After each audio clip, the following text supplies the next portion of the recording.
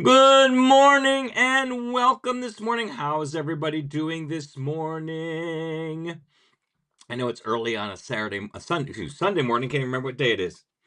So, have you ever had one of those moments where you realize, oh, wait, this isn't just about language teaching, it's about giving every single kid a real shot at success? Yeah, that's the vibe today. We're diving headfirst into equity and CI. And before you roll your eyes and say, great, another buzzword, hold on, because this one actually matters. Joining me are two absolute legends who prove that equity isn't a slogan, it's a daily practice. First up, Adriana Ramírez, Colombian author, teacher, and professional heartwarmer whose passion for her students and her culture basically radiates through every story she tells. Seriously, she could probably make verb conjugation sound like poetry. And then there's Jackie Deming-Plunk holding it down in West Tennessee, bringing CI magic to her students since year one. She's a teacher who reminds us that this stuff works, even when your Wi-Fi doesn't and your principal still thinks input means an email suggestion box. We're talking about real equity here, not the fancy PD slide version.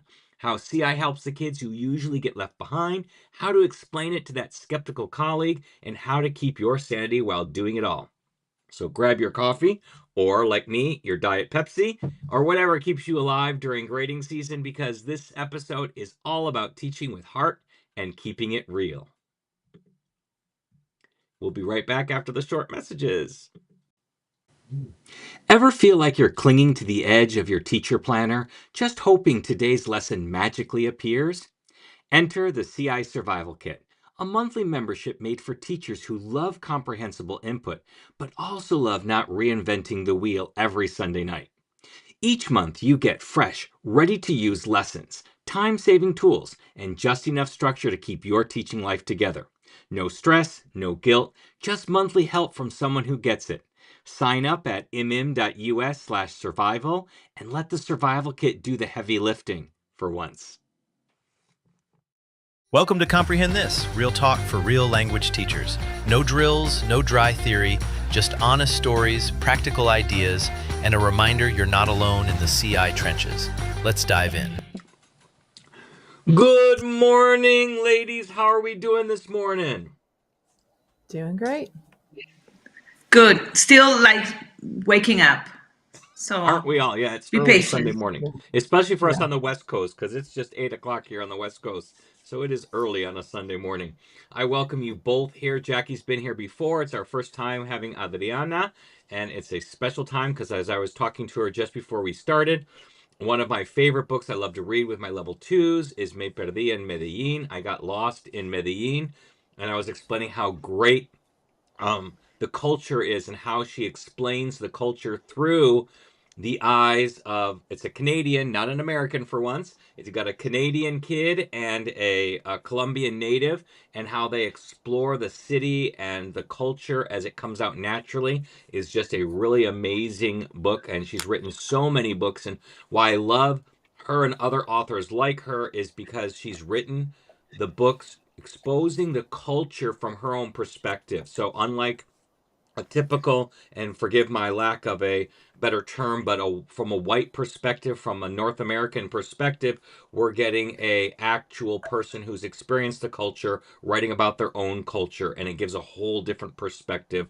on the world and world views. I remember the first time that I was working with Adriana in one of her courses, and she had a big idea about ecotourism, which really hit home for me and made a lot of sense with me. And we talk about it in our classes now. So I just can't highly recommend. So it's an honor to have Adriana here with us. And Jackie, as I said, she's been here multiple times. We love her every time she's here. She's got some great ideas. So welcome to both of you. Thank you. Thank you. And nice to meet you, Jackie. Nice to meet you too, finally.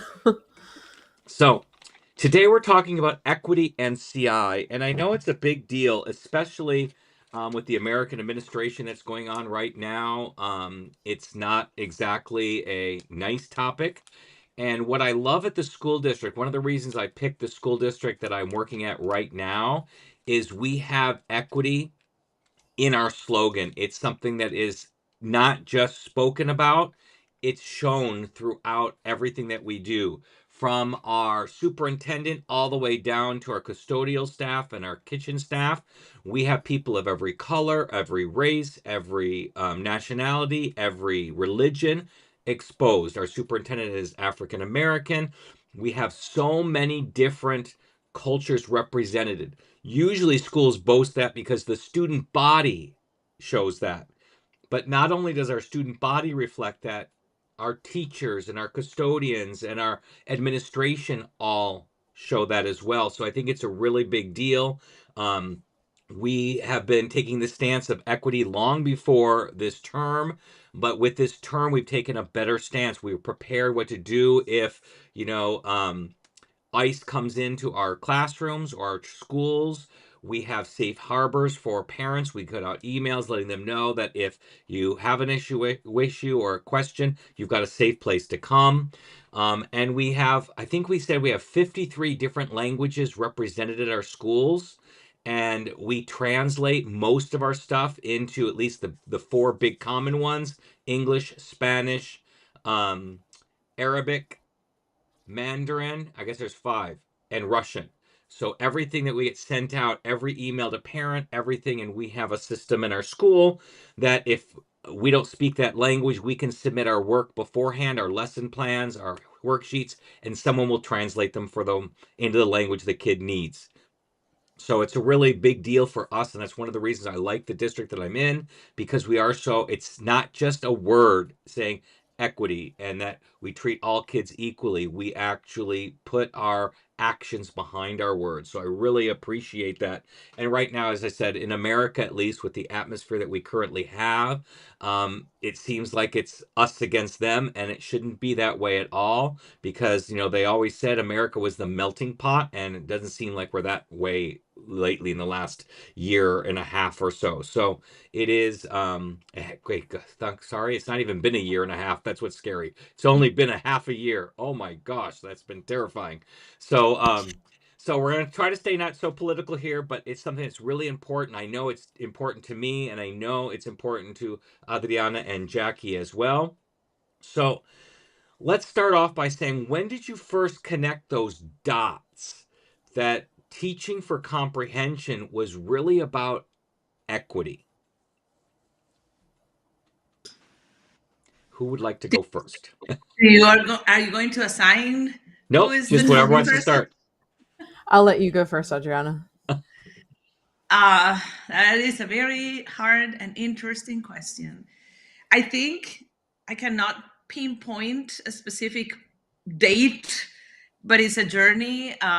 Definitely when I was teaching with a more grammar traditional approach, it didn't feel equitable at all, but I didn't know better. So that is what I was doing. But I knew I was failing a lot of my students because just a few of them would actually acquire the language or learn the language if it's that way. And the joy was not part of the class, hope was not part of the class, success was not part of the class. So when I started incorporating AI methodologies into my practice, I started seeing a switch in the students. Happiness, hope is what is most important to me right now. Hope that of learning, and that also changed when I changed my grading system, because first I started using CI methodologies first, but I kept a traditional grading system with percentages and average and everything. So still, even though the methodology, the approach was more equitable, the grading system kind of like cut a lot of the good things that I was doing. But when I changed my grading system for a proficiency scale, then I realized, okay, now I think this is equitable, because it doesn't matter. I'm not going to punish you for mistakes, and I'm not going to punish you. An average is not going to ruin your mark. I'm going to honor the journey and the end of the journey, and the end of the journey is what is going to reflect your final mark. Unfortunately, we have to give marks. In an ideal world, I wouldn't have to give a mark. We're just here learning and having fun and enjoying and getting to know each other. but we have to do it. That's part of what we do as teachers. So is the hope. So a lot of kids, I love seeing this every year. I tell them this: I'm going to honor your learning, and your final mark is what you show me at the end. It's the progress of the end. It's okay to have bad days. It's okay not to know. So if you don't know today, you don't know. Eventually, well, you have to show me somehow that you know. So work towards that. So I see a lot of kids that the proficiency scale, it has 4 points, so which is emerging, developing, proficient, and extending. Very simple, very easy to use. A lot of kids start with a developing, which is fine, but they have hope. And they ask me, do you think I can end in a proficient? Of course, mi amor, of course you can. But there's, so they actually do. They actually end in a proficient, or some of them even end in an extending. And I also realizing, and I tell them this, that it's a process that is, it takes more than a semester. I see them a semester every day. We are in a semester system, not in a year-long system, but semester system. So it's a process that takes more than a semester. So you might start with a developing, or even right now, and finish with a developing. It's fine. But maybe the following year, because your brain is cooking, and you have to let your brain cook.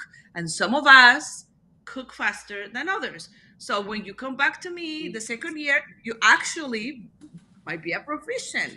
And when you come back to me the third year, you might be an extending. And I've seen the journey for everyone looks different, but that is a possibility, and it gives me hope.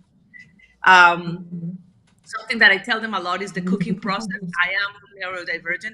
I am dyslexic, so I am a slow cook. I cook slow. I cook languages very slow. I love languages.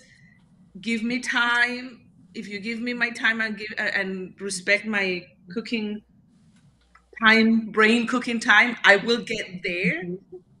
And I will get there as good as any other people that is going through the same process. So I share that. Don't compare yourselves with any other person in the class. No, whatever other people are getting or the way they're producing, it doesn't matter. We cook it slow. Think of the way you cook and respect that way. Maybe you're a microwave. You have a microwave brain, like 2 minutes and boom, like you're good for you. Good for you. Sometimes I breathe and they learn Spanish, some of them. So good for you. Great. But guess what? I am a crock pot. We're equally producing food, so it's okay. So I love saying that because they start comparing to each other, like we just have different brains. Embrace that. You're here because you want to learn Spanish, learn more about this culture. We're becoming a family, and just dive into the process. Absolutely. I love that family. I love the analogy with cooking. I think that really is a really important thing because it is, everybody does it. It doesn't, like I always say, it doesn't matter how you get to the destination, whether you fly or you drive or you walk or you run, we all get there. That's the point, is that we all get there, and how we get there or how fast we get there doesn't really matter. The point is that we all get there. And so I think that's a really good analogy. I love that. What about you, Jackie? So part of why I got into education in the first place was because of diversity and equity and social justice. I remember being in my undergraduate teaching program, and one of the first days, I think it was either an intro to education or intro to special education foundations, one of the two. Um, you know, talking about like, okay, well, what kind of school do you want to teach in? And I remember hearing student after student after student say, oh, I want to go back and teach in the private school that I went to or whatever. And, I want to teach in a really good school.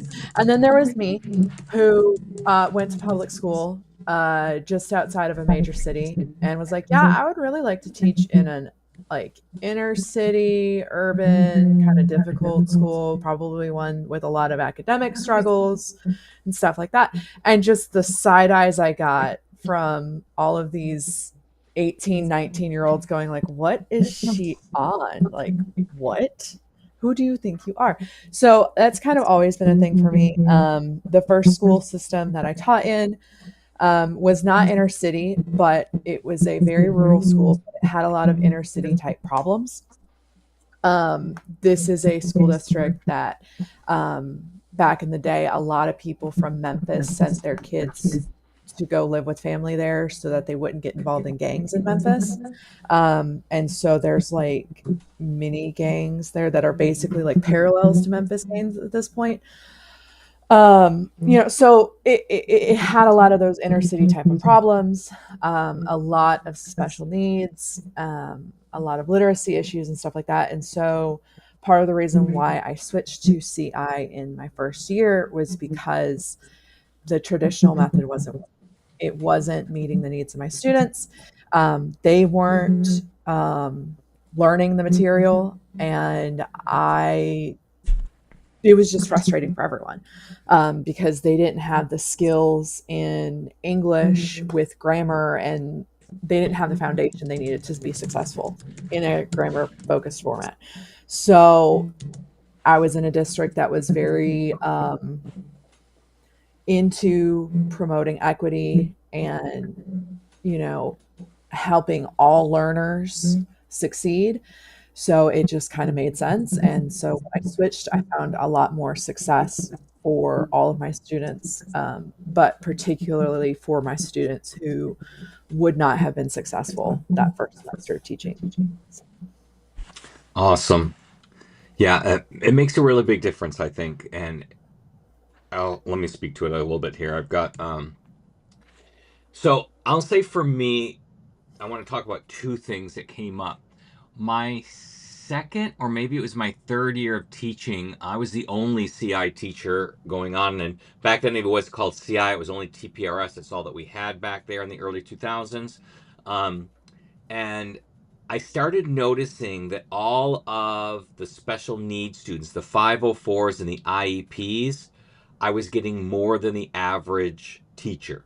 I was getting a lot more of those students being placed in my classroom, almost to the point where I was about to ask for a parapro because I had so many in a class that it was really hard to attend to each one of their needs. And what one of my what the counselor told me, I says, why am I getting so many of these? I mean, most teachers get maybe 1 to 2 in a class at a time, but I'm getting 6, 7, 8. I've had 12 in one class out of 30. Almost half of my class is on the 504 or IEP, which I didn't have a problem with, but I was just wondering why I was getting a larger percentage. And I didn't understand at the time until the counselor said, well, we're finding that when we look at these kids and what their grades in Spanish are, the kids are successful in your class and they're not in the other classes. So we're finding that whatever you're doing in that classroom is more successful for the way that they think, the way that they learn, and they do better and have less stress than they do in a traditional classroom. And I really hadn't thought about that before, but then as I started thinking about it, well, I can see why.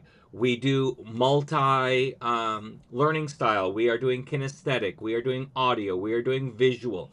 We're using images. We're coloring. We're doing all of these things that are not just good for IEP or 504 students, they are good for all students. And when you teach to your 504s, your neurodivergents, your IEP students, you are not just teaching to those students. You are just being a good teacher for every student in the classroom.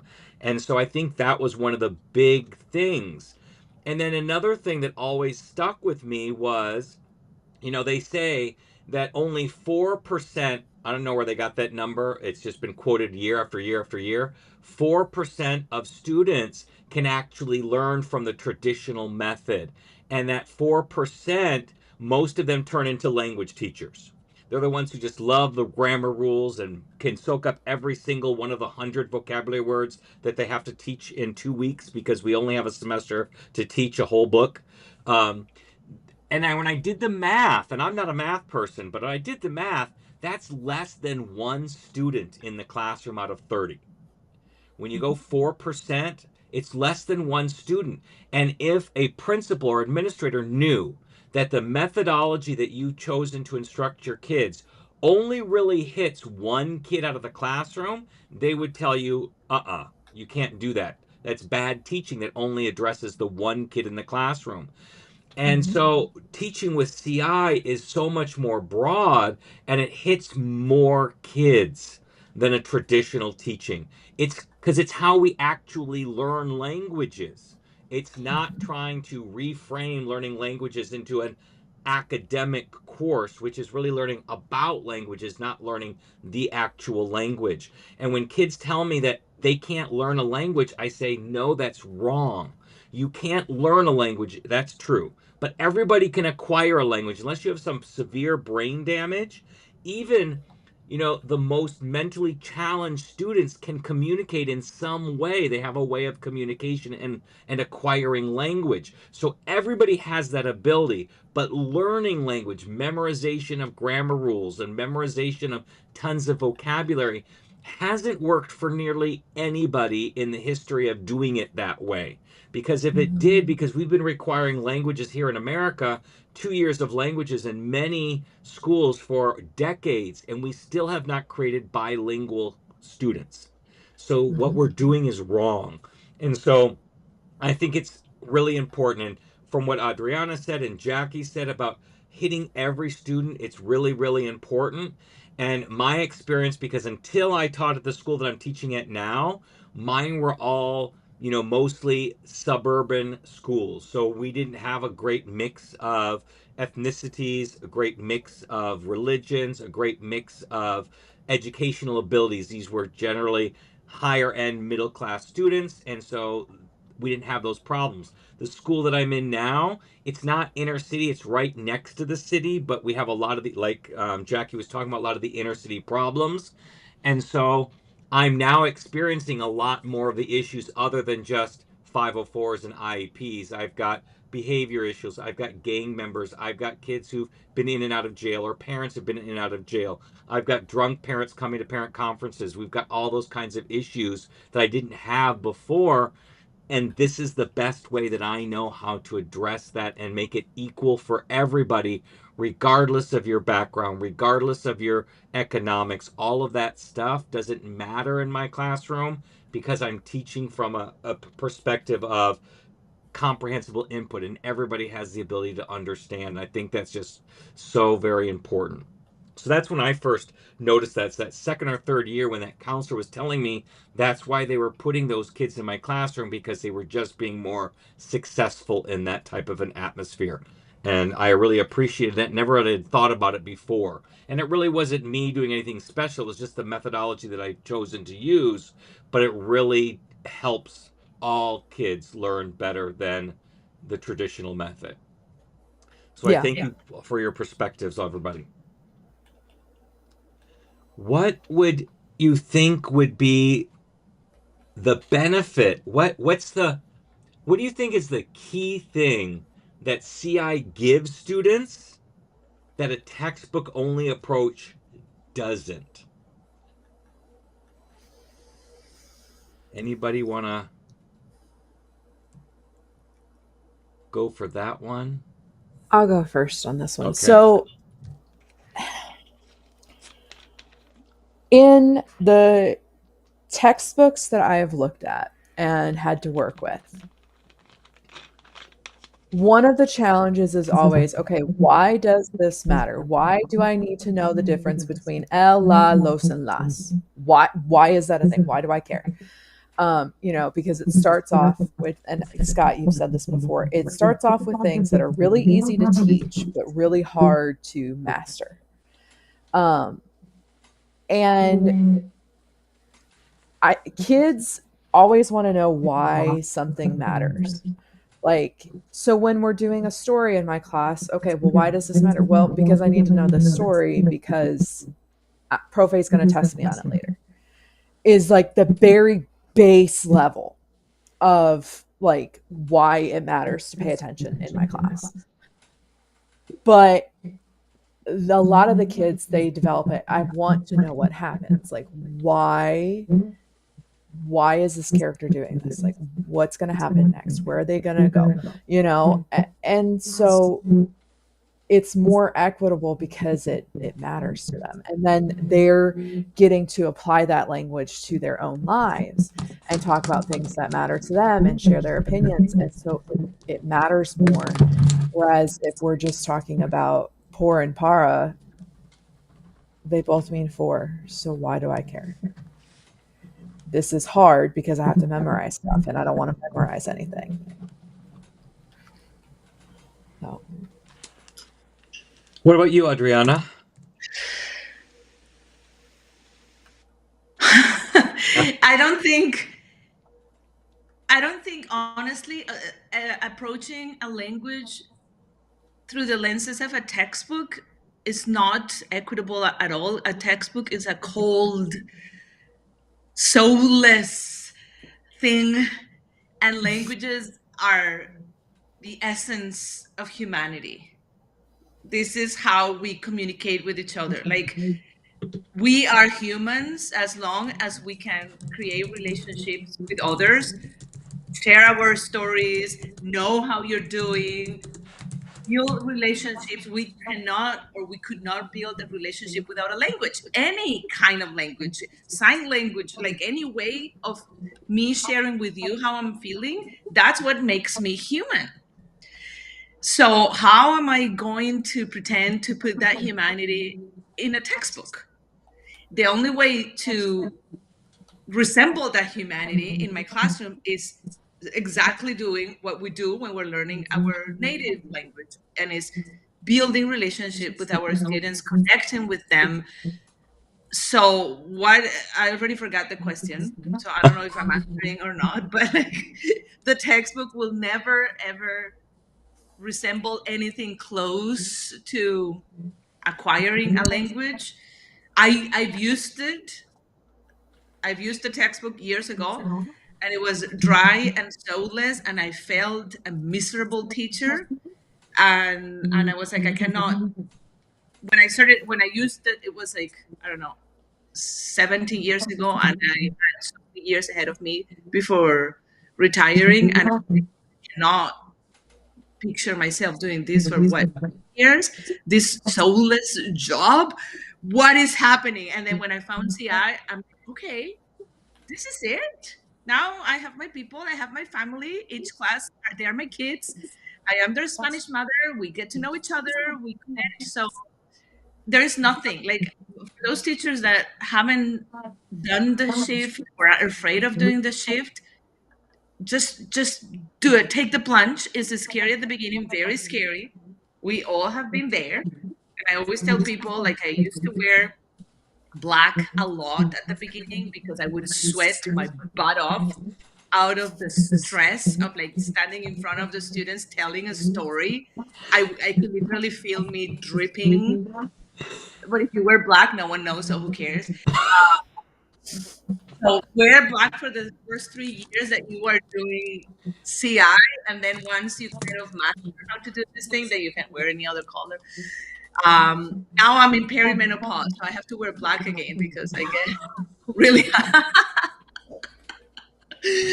so but yeah, no, like the textbook, no, this is languages is humanity, and you cannot put humanity in a textbook, and you cannot reduce humanity to rules. You just have to connect with the students and interact with them. Yes.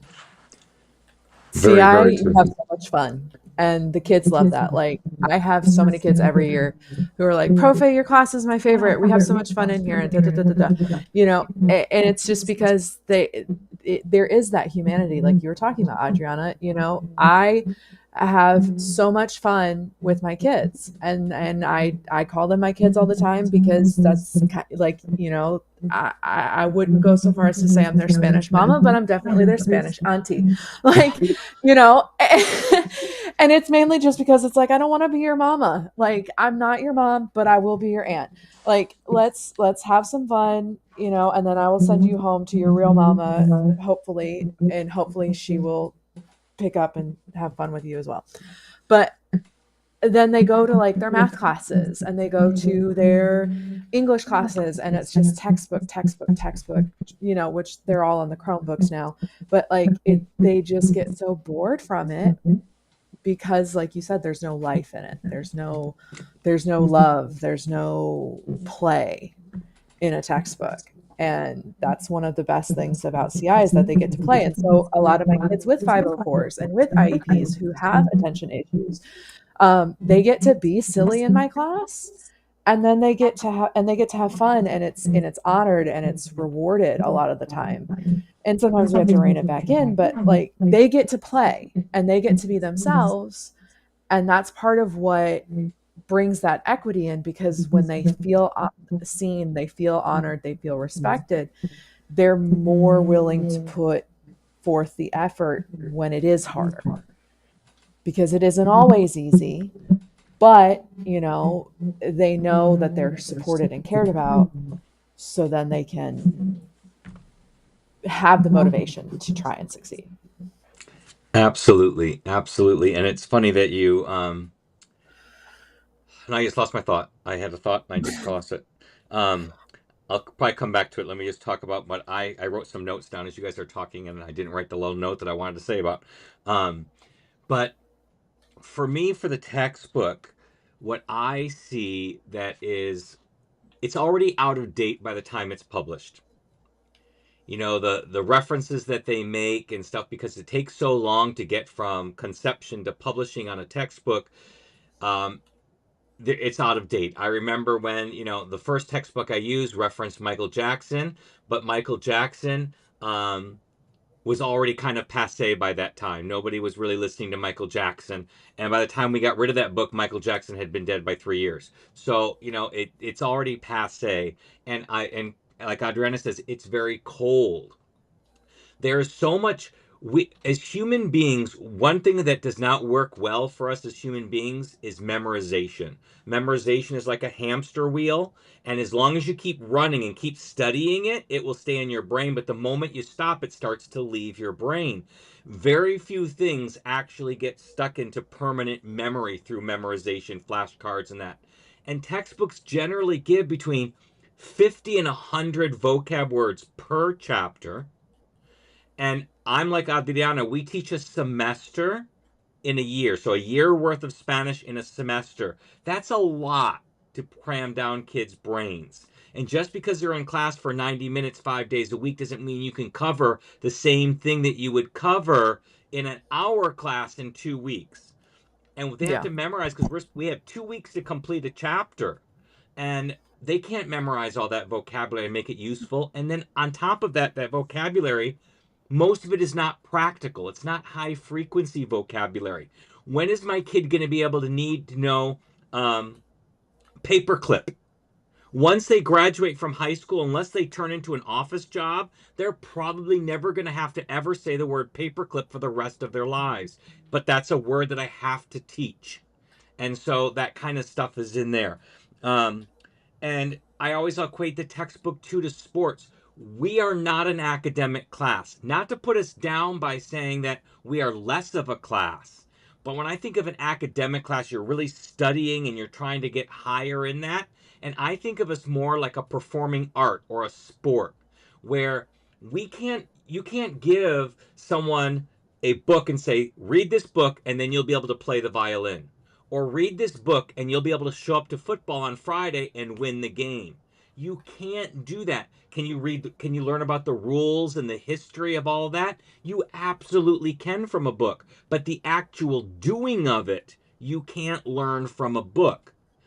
And so I equate it like that. You can't learn football from a book. And so the textbook is similar in that way. And I think where it really hits home, where CI completely kicks the butt of a textbook, is in personalization. There is nothing personable. It's like, as Adriana said, it was cold. The textbook is cold. There's nothing personable about the textbook. The kids don't look at that textbook and see themselves in that in any way, shape, or form. And I adapt my class to it. I know every week what I have to teach. I know that. But what I don't know is the stories I'm going to use to teach that, because I have different kids in every class every semester. And so I write stories based on those kids. And that's the stories that I use in my classroom. We have conversations, not about some generic things. We have conversations about what matter to kids. What did you do over the weekend? What's your favorite music? It's not what my favorite music or what the music in the textbook is talking about. I'm asking about your music, your groups, your TV shows. It's about you. And I write stories. When we do our readings, we do 2 readings a week. And every week I write 2 new readings based on stories from my kids that I make up about my kids, from something they said that was funny or something I know that they do. Like they have a really big hobby. I have one kid who liked to go on uh, Facebook Marketplace and buy antique computers and stuff like that. That's what he liked to do. And he told us a story about he went to this with his uncle to this really strange guy's house, and it was a really uncomfortable situation. Well, I wrote a story about that, and I wrote a story, lots of stories about him searching for weird things on Facebook Marketplace. And one of my students said to me, which really hit home last year, he was an average student, probably a C student in most classes. He got a B in my class, but he said, he goes, Profe, I hate reading. I absolutely hate reading. But I come into class on Thursdays and Fridays and I'm excited to read our stories. And I knew what the answer was. And I said, well, why is that? And he couldn't figure out why, what the difference was. And one of the other kids goes, it's because the readings are all about us. And that makes the big difference because I can teach anything through a reading about one of my students. It doesn't have to be a boring, cold reading about, I got to use these verbs. I got to find some boring reading that has that. I can take those verbs and put them into any story. If they're high frequency, I don't have to stretch to do that. And I can make the stories about my kids, and that's what gets them engaged. And heck, I know they're going to teach Romeo and Juliet in ninth grade English class. That is not an ancient, distant story. It is a real life, and it's living and breathing today. Every single day in our classroom, we have one kid who is going out with someone whose parents don't agree with that. If you turned Romeo and Juliet into that story, now it's relatable. And now they understand it. And now they see the power and potential of reading a story that's hundreds of years old because it still has importance today. It has value today. And so I think that's the thing that the textbook is never going to be able to do because they can never publish enough of it and update enough of it for every new set of kids that we have. I may have to have a different story for first and second and third period because I have different groups that are so different that I can't use a similar story to get them involved. And that's where I think we excel. Even the textbook that my school officially uses, we have a physical version and an online version of it. But even the online version of the book, they can't update it fast enough for us to adapt to all the different kids. And they still have tons and tons and tons and tons of vocabulary. And we just had a training on it a couple weeks ago for our PD, and he was showing us this culture, which was really wonderful. All the cultural resources they have, videos and newscasts and stuff like that. But they said, okay, here's level 1. And I went and looked at it. And I'm like, there is no way a level 1 kid can understand this. Could they get the basic idea? Yeah, I could say, okay, we're going to listen to this. And yeah, you can tell me the basic idea. But that's all I can do with that as it stands. Because you wrote it way too big. Why not just limit it down to something a kid could understand? So even the textbooks don't really get the kids that we have in our classroom. And so I think that's where it really, really hits home there. And can I say something that you made me think of when you were talking about the textbook? Also, I can say most of them. I don't know all the textbooks, but most of them, the ones that I know, they are written with a very wide perspective. The approach is more a touristic approach of the culture. Like as a tourist, you will travel to these places, mainly Spain, maybe some Peru, maybe some Mexico.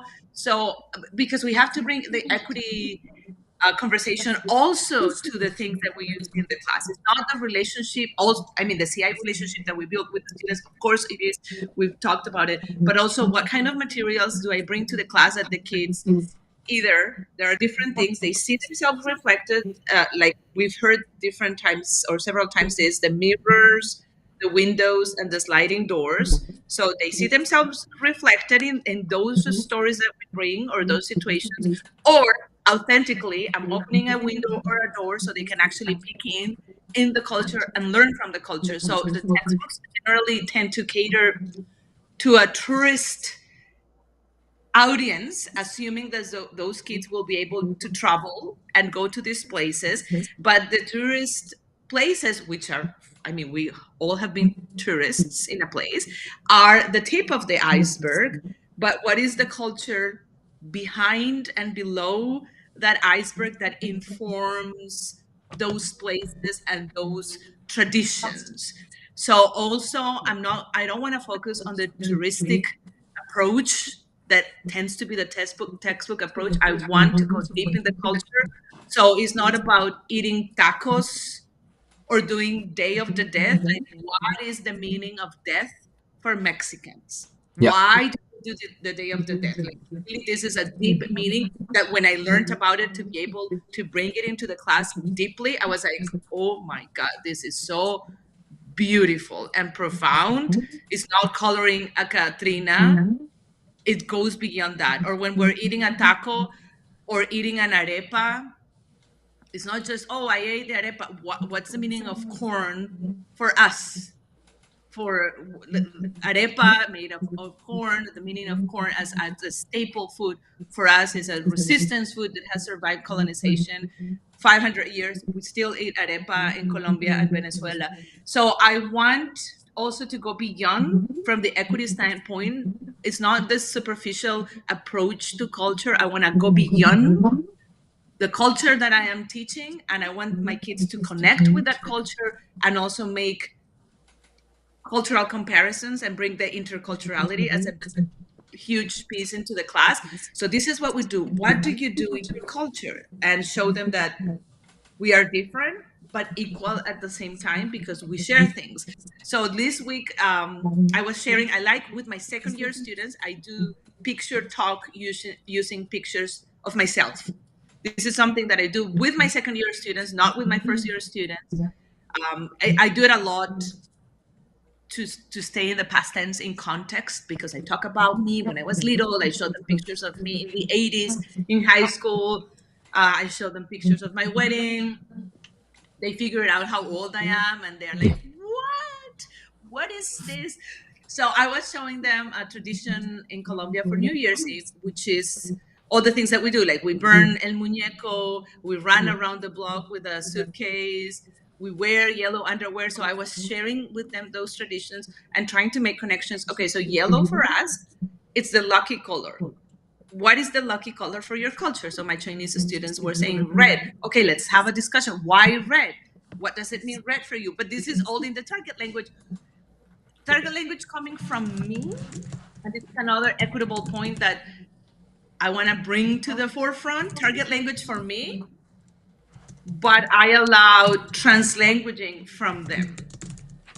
So if they can say that in Spanish, great. And of course I will prompt them to say it in Spanish, but if what they can use is Spanglish, great.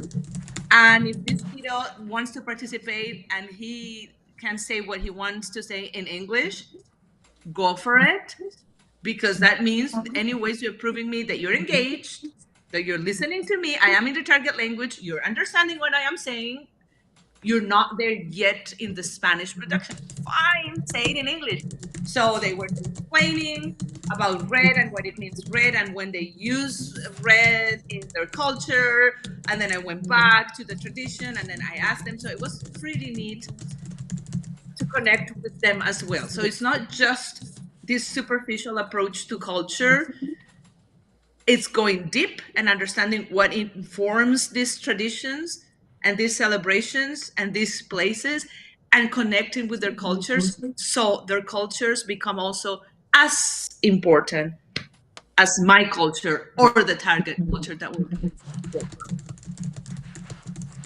Absolutely. I love that idea of the iceberg that you're talking about because it's true. Um, Most of us only cover the very tip of any culture, the stuff that kids already have some familiarity with or that's going to excite them. The food, the parties, those types of things. I like to focus because before I worked as a teacher to get myself through college, I worked through airlines. And one of the things we had to learn about was how to approach people of different cultures so not to offend them with our American ways of doing things. And I'm a lefty, and so I had to learn that I like people of Muslim faith. I could not hand them anything with my left hand because the left hand is the dirty hand. Well, I'm left-handed, so my natural thing is always to hand things with my left hand. So I used to have to tuck my left hand in my belt behind my back. That would remind me not to use my left hand. I would use my right hand so I wouldn't offend these people. I wasn't intentionally trying to offend them, but by learning about their culture and what was important to them, I'm bringing that humanity. I'm valuing what they believe in and making them feel better as human beings in a culture that's not their own. And I learned also, like with Thai kids, Americans, we like to pat little kids on the head. Well, for Thai kids, that's their connection with God. And when you put your hand on their head, you're breaking that connection. And so we learned a lot of these cultural things that I think are much more valuable than learning about the Chinese New Year or that the Chinese eat this food or the Hispanics eat this food. I think those kinds of things are much more authentic to learn it because it's not just superficial what you can see from the outside. And I like to call them, I like to teach the culture that makes us look less ignorant as Americans, because Americans, you can always pick an American when you go to a foreign country. You can always pick an American because they're speaking English or they don't know enough of the language. They don't even want to learn like even the basics like hello, thank you, and that. And I'll see the kid going, "I want a chicken," and they're making the motions of a chicken to try to get the restaurant guy to understand that that's what he wants to order. And I want my students to understand that there are different ways of doing things, and we want to make ourselves less conspicuous. We want to understand where people are coming from a little bit better. That's the culture that I want to teach my kids. I know, like in Colombia and Venezuela, a lot of them they point with their lips rather than with their fingers. And so I don't want kids to think that these are mentally challenged people because they're pointing with their lips. I want them to understand where this is coming from and why that's important. Or we a lot of people will make it's because I'm in California, so Disneyland's a big thing that a lot of cultures don't queue up, don't line up. They cut in line in there. And I'm like, well, you're talking about a lot of times it's the Asians, and no offense to Asians, but I was explaining, how the Japanese, they don't have a lineup culture in Japan. They have such a small place and so many people that they just have to make room for themselves. And they actually have the job, and the kids couldn't believe this. They have the job, I don't know what the official name is, but they're pushers. They wear white gloves and they stand outside elevators and train stations, and they are there to push as many people in to the elevator and into the train station as possible because there just isn't enough trains and enough elevator space for people to like, let me get some body room. I need to have my personal space. There's none of that. And I say, now that you understand that's where they're coming from, they come into America, they don't understand that we line up and that we do a line.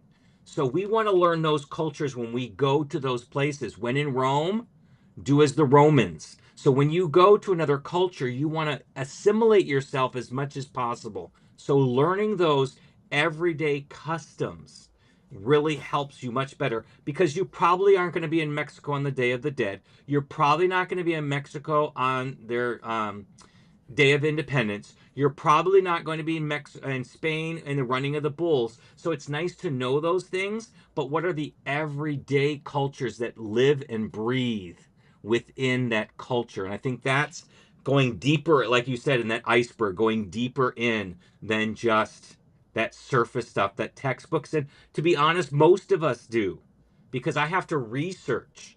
When I research the stuff, like I want to go deeper in Day of the Dead, so I go and I do research to learn more about where it comes from, because it's really interesting that I am the only white person in my Spanish speaking in our Spanish department. Everybody else is a native speaker. I am not, and most of them are from Mexico. But they don't even know the deeper meanings of Day of the Dead. They're celebrating. They're having the kids do ofrendas, and they're having them color the La Catrinas and do that to have a celebration for Hispanic month, but they're not going deeper than that either.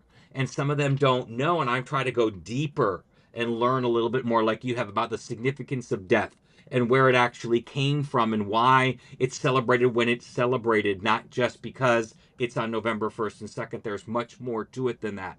And I like that idea, that iceberg. I never thought about it that way, but I, like you, like to go deeper into why things are the way that they are. I think it's just much more impactful, and it's much more interesting for them too. And allowing the kids in the class to teach us as well. In my class, I have a lot of cultures. Like, I'm very lucky. Lots of cultures in my class, lots of kids coming from different backgrounds. So, for example, when I read Me Perdí en Medellín, I pull out with them the cultural elements of the story. How do you say hi to people? How do you order something in a restaurant? So you clearly can see those cultural elements. I pull out with them, and then I tell them the final oral presentation. It's them sharing cultural elements from their culture. So very neat in different ways, because first, the oral presentation becomes very personal, so they're very proud. It's not like, oh, they want to memorize these to present to the class and everyone is talking about the same stuff. Boring. They want to teach the rest of the class about their culture. This is how we say hi. This is what, if you come to my house, I will offer you this to eat and drink. So you can see the pride of them sharing about their culture, which is pretty neat. And also, we are learning from each other. So I've learned so much. How do you order food when you go to China? How do you order food when you go to India? How do you order the bill? If I go to your house and you're a Chinese household, what will you offer me? This is what I will offer you if you go to Medellin. So it's very neat to learn about each other, from the same cultural elements, and respect each other. Those moments are priceless. I enjoy it so much. And even though maybe some of them don't know why they do this, it's coming from them.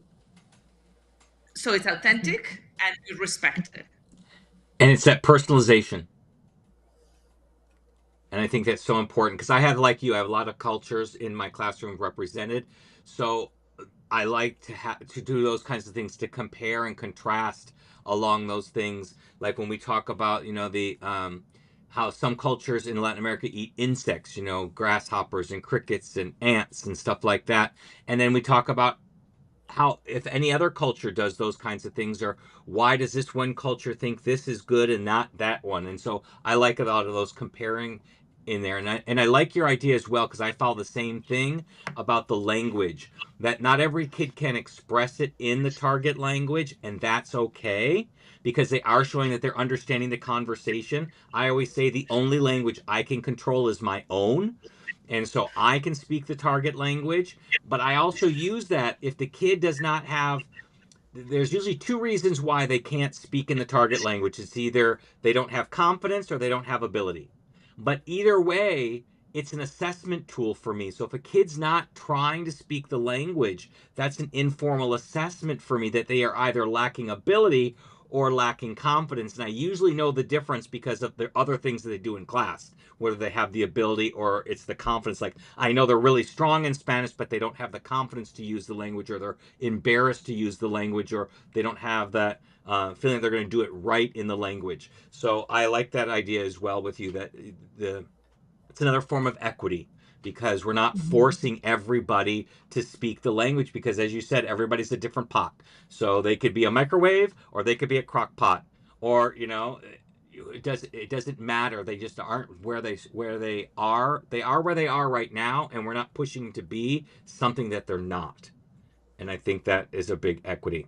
I want to take a quick pause because we're almost to the end, and I want to do our trivia. It's something new we're going to be adding. So we're going to try something new here. And we're going to, every week, we're going to start adding a CI trivia question to the show. Just a fun way to keep things light, test your language acquisition knowledge, and maybe stir up a little friendly competition. So here's how it works. To play, you've got to be subscribed either to the podcast or on YouTube. And you've got to drop your answer right there in the chat or the comments. And then next Sunday, I'll announce the winner. And if there's multiple people who get it right, I'll just do a little random pick of one of the people that are from the right answers. And they're going to walk away with a free 1-year subscription to our CI Survival Kit. And we've just added Ask a Story slides in French, German, and Spanish. And as of yesterday, we have now added level 2 and level 3 lessons also in French, German, and Spanish. So that's what they're going to win. We'll announce it next Sunday. So buckle up, grab your Diet Pepsi or your coffee, and get ready. It's time for a little CI trivia to make professional development actually fun. Let's put a little sound effect in there. So here's our question 1. So let's start easy, or at least crash and easy. Which of these is not one of Krashen's big 5 hypotheses? A, the output hypothesis. B, the input hypothesis. C, the natural order hypothesis. Or D, the monitor hypothesis. So once again, which of these is not one of Krashen's big 5 hypotheses? A, the output hypothesis. B, the input hypothesis. Or C, natural order hypothesis.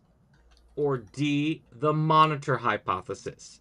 So put your answers in the chat or in the comments, either on your favorite podcast app or right here on YouTube. And next week, I will pick from the winning answers one person to get 1 year's worth of our CI survival kit. So thank you for that. And we'll get back here. We're near the end. So I want to finish with one powerful thing. Let's see here. Which one I want to talk about here? Let's do this one. What's one activity that you really enjoy doing with your kids that really allows for the most equity?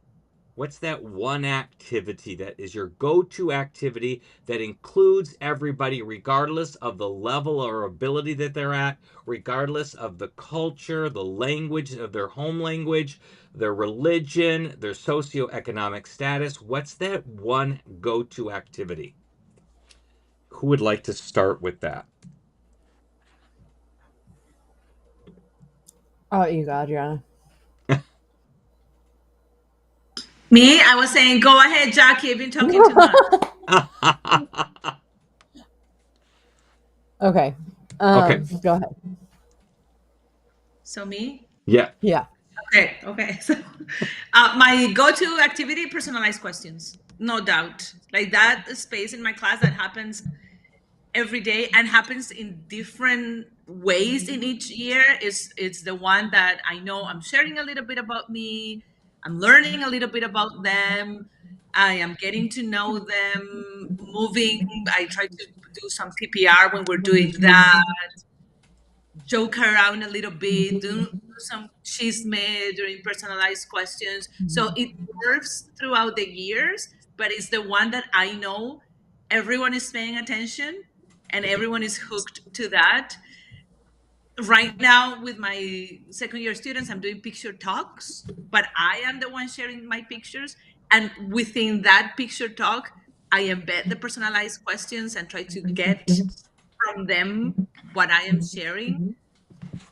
So it looks different from year one, but it's like I'm learning from them. Everyone wants to pay attention. Everyone wants to share. They clap.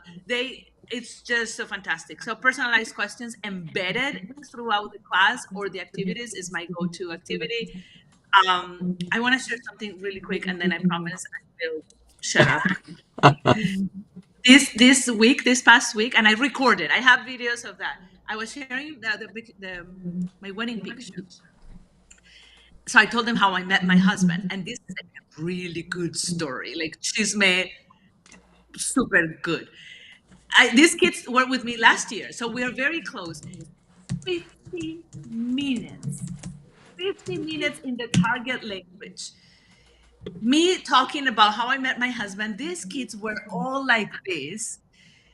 And throughout the recording, you can hear the ah, like all their emotions. And at the end, when I finished, they were all clapping. And then I came home and I showed my husband the video, and he was laughing so hard because everyone at the end, when I finished, so we got married, and they were, it was so powerful, so cool. So, but it's again, even though it was more on me in this sense because I was sharing my picture, it's still personalized. I'm sharing with them the teacher in a human way. This is the human that is standing in front of you with the funny things, the weird things, the crazy things. So yes, that's it. Awesome. I love that. I absolutely love that. What about you, Jackie? For me, it's somewhat similar. I do a lot of that with our like every just about every day we either are doing some kind of weekend chat or we're doing like a, hey, what's going on in the school, like what's going on in our community and stuff like that, and doing that conversational, getting to know them, asking them, okay, oh, you had a game last night, how did it go, did you guys win, did you guys lose, did you make a really cool play, like getting them to talk about what's going on in their lives, I think is a really big deal for me, because even the like really reserved kids, there's stuff going on for them, and and it gives me an idea of like, okay, so like I have one class where I've got athletes, I've got one class where I've got more band kids and choir kids and stuff like that. So like getting to talk to them about what they're doing and showing interest in them there and giving them opportunities to promote what they're doing. Like, yeah, we've got a concert coming up. Okay, cool. Well, what time is the concert? What song are you excited to do? And stuff like that. It's a really good way to get everybody involved and give everyone voice, and just feel included. Absolutely. I love that. It's very true. I'll say for me, I'm going to kind of go on the same thing that you guys were talking about as well. Um, for me, personalized questions, I call it conversations because I didn't understand what PQA was for many years. I mean, I knew what it meant, personalized questions and answers, but the heart of it, I didn't understand it till I realized it was just a conversation. And so I like to call it what it is. Um, that's one of the ways because everybody's included and we're taught, and they become the subject material and the language is just the vehicle that we're using to get there. So I love that. And because everybody's already talked about that, I'll talk about the second thing that I do that I just absolutely love. And that is where I write my 2 stories a week. Well, actually, I write 4 stories. I do 2 listenings and 2 readings a week that they do on their own. It's like classwork for them to do. It's my equivalent of the textbook workbook kind of activities. Um, and I write these 4 stories based on the kids in my class. And I have a checklist. I've got to hit every kid in the semester at least 3 times so that they become the star of that story and they become the most important thing right now. They are the lesson. And they don't realize I am listening to everything that they say, whether it's saying to me or I hear them over talking with someone else and I hear a rumor that they're talking about and I pick up on these, and I love writing these stories. They're so fun. Like, I'll just give you a couple examples. I've talked about these before, but I love them so much. We had one kid. It was about this time last year. They were talking about homecoming, and homecoming is in the gym, and they can't wear high heels. And so we're doing announcements like, okay, the dance is this Saturday. Remember, it's in the gym, so no high heels. And one of the boys says, dang, I was going to wear my red high heels that day. And so I heard that. And so I wrote a story about him going to the dance in a red dress and red high heels. But since he introduced it, it wasn't making fun of the kid in any kind of way. He was just, he was like, that is so funny. And he's a football player. So he really doesn't wear heels or anything like that. It was just a funny thing that he said. And he's like, Profer, you heard me when I said, I heard it. And I made the whole story about it. And then I had another kid whose language, it was level 2, but our level 2s, because most of them come from textbook, aren't as strong as the level 2s that I'm used to. So when I asked him, what did he want to be? He said, I want to be a chef. And he goes, I want to open my restaurant. And I said, well, what kind of restaurant did you want to open? And he said, I want to open an elegant restaurant. And I said, what do you want to serve?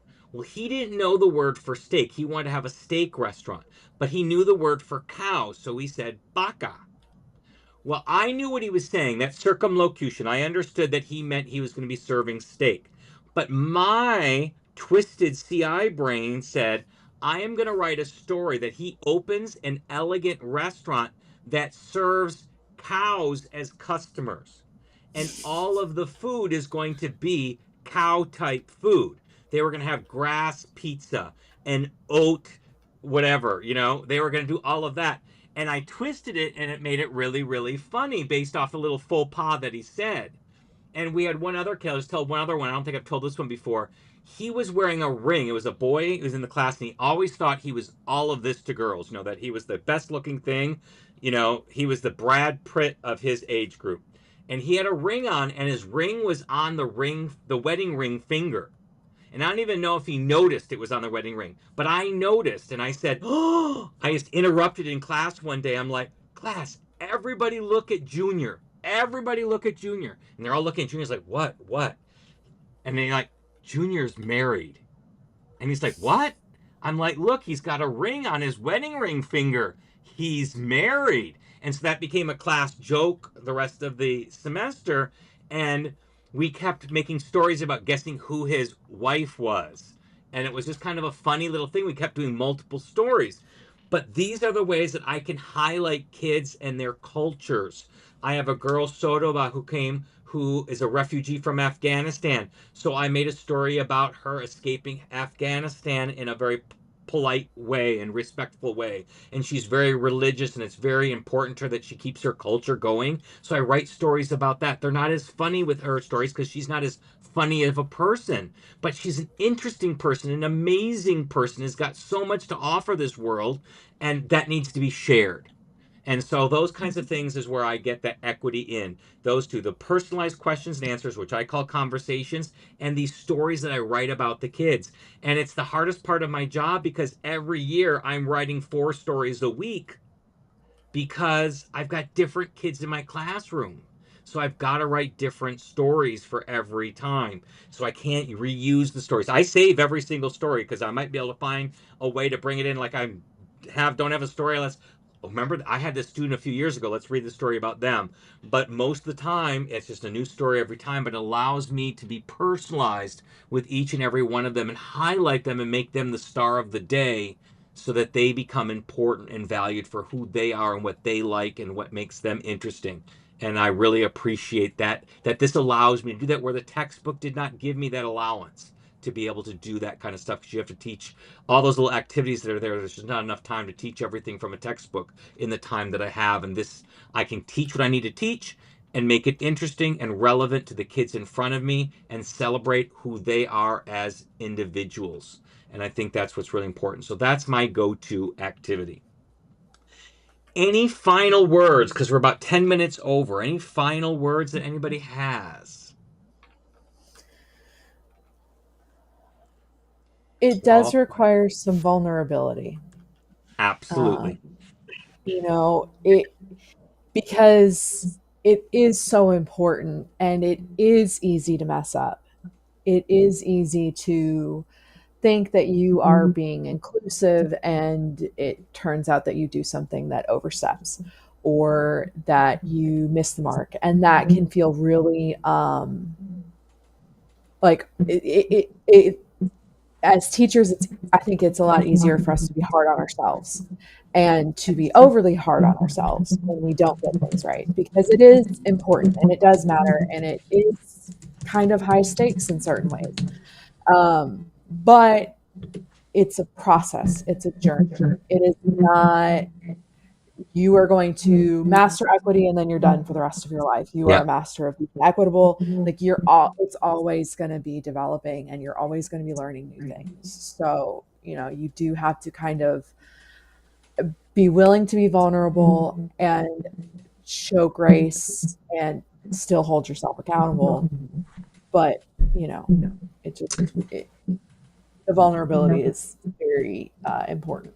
Absolutely. And so just to point out something you said, it's a great teaching moment because if you do make a mistake, we're all humans, we make mistakes, and kids rarely hear it from adults, especially teachers, but apologize. Make it a public apology if you actually hurt someone's feelings inadvertently or you said something that was, like I didn't realize I used to use red pen to highlight things on my board and stuff. And then some Muslim students told me that red is a really bad color and I shouldn't be using it as much because it's a really harsh color for them. So I said, I am sorry, I didn't know that. And I showed genuine regret for having done something and being ignorant about their culture. But whenever I make a faux pas or I say something that turned out it came out wrong or something, I always apologize because they don't expect it from a teacher to apologize or to admit that we were wrong. Like, oh, yesterday I said something and I didn't realize it came out this way, but a kid came up and told me that they were really upset by what I said. So I want to apologize to that student and I want to apologize to the class for anybody else I may have offended or something because they don't expect that from adults because adults always say, I'm right, do what I do what I say, not what I do. And I think showing them it's a teaching moment that everybody can make mistakes and it's okay to make mistakes, but then we have to own up to those mistakes. I think that's what's important there. So I agree.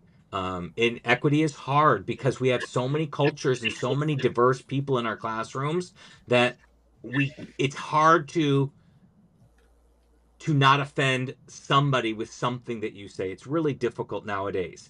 And so in America is very sensitive. We've gone, I think, sometimes to the overboard of sensitivity where we can't even make fun of ourselves anymore. I always bring the culture of Hispanics where they'll take the worst thing about you and make that your nickname. So if you are, a little chunky, they call you gordita. Or if, you have a big nose, then they name you Big Nose. And that's not offensive. In America, we're like, oh, we would never do something like that. It's so horrible. That is bullying. When it's not. It's a whole different perspective about that. And so sometimes I think Americans, we go way overboard to the extreme on that, try not to offend anybody, but then you become like white bread. You have no flavor anymore. You have nothing there.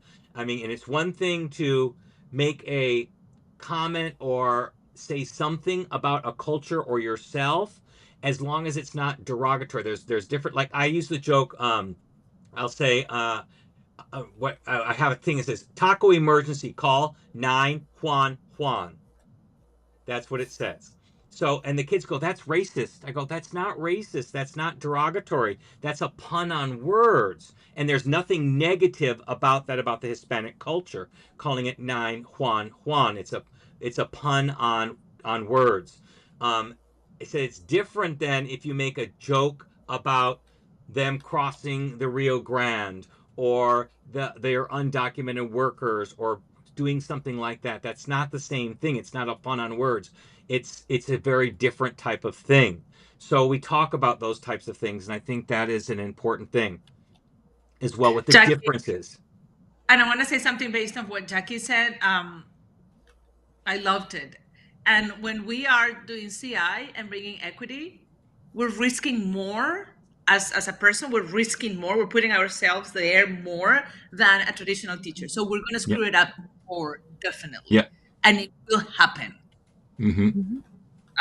So, but the closer we are to someone, the more mistakes we make.